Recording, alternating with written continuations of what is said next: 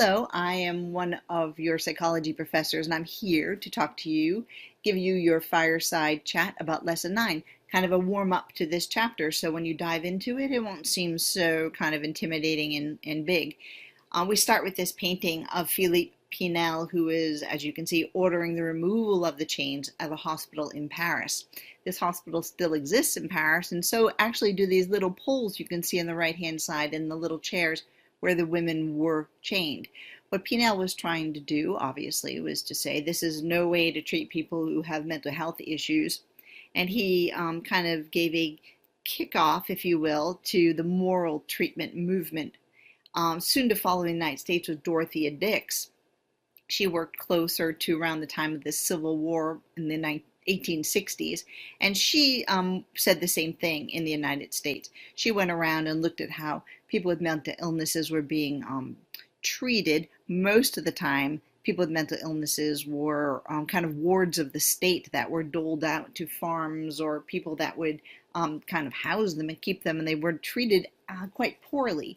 She helped to revolutionize the idea that there should be institutions. And while we think of institutions today, we think of people who are, deinstitutionalized, the other end of institutionalization, homelessness, living on the streets, or ending up incarcerated in prisons because of being homeless and being picked up for crimes, often just very petty crimes, and ending up with prison sentences where treatment for mental health obviously is not adequate.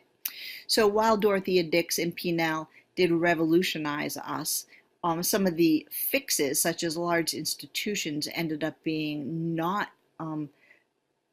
places where people could be healed entirely. They became crowded. They became, a workforce that couldn't be maintained properly. So about the 1970s, people were kind of turned back into the community.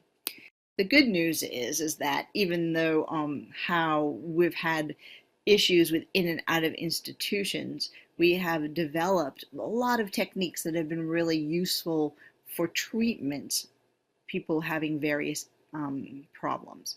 So Freud, of course, starts psychodynamic or psychoanalytic therapy, talking and exploring your unconscious world, treatments for children based on play, and also treatments that had nothing to do with the interior unconscious world, behavior therapy, cognitive behavioral therapy in particular, were created to change the way people thought and to stop behaviors that were detrimental to people.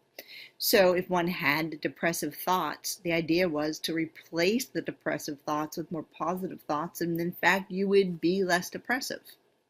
Humanistic therapy, you can see that at the very end there, was another group of psychotherapists, and while not entirely cold against psychoanalysis, they simply thought it was not necessary to give the unconscious over to somebody's treatment, but rather to work with the ego, to sit with people, to have people be authentic, truthful, for the therapist to give unconditional positive regard and empathy and understanding to their clients as a way to bring them into more healthy places. When we look at Freud's couch, we have to remember that Freud's couch is important because he systematically developed the talk therapy, the talk therapies that are used today that were quiet, you're in a room alone with the therapist, and that you're talking in a way that's going to lead you towards self-revelations that move you into a healthier life place. We also want to think about cognitive behavioral therapy as paired often with behaviorism. So here we have a page talking about aversive conditioning. You have a behavior that's negative. Let's call it drinking too much. So we're going to, devise something that's aversive or highly negative to your drinking behavior. And we're going to distribute this antabuse, in this case, to you. It's going to make you sick every time you do the behavior of drinking.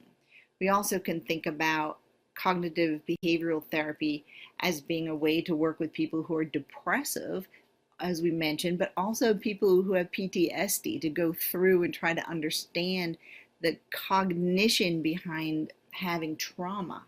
Do we keep thinking about a trauma, or do we want to move away from the traumatic thoughts? And how can we systematically do this in a therapy setting?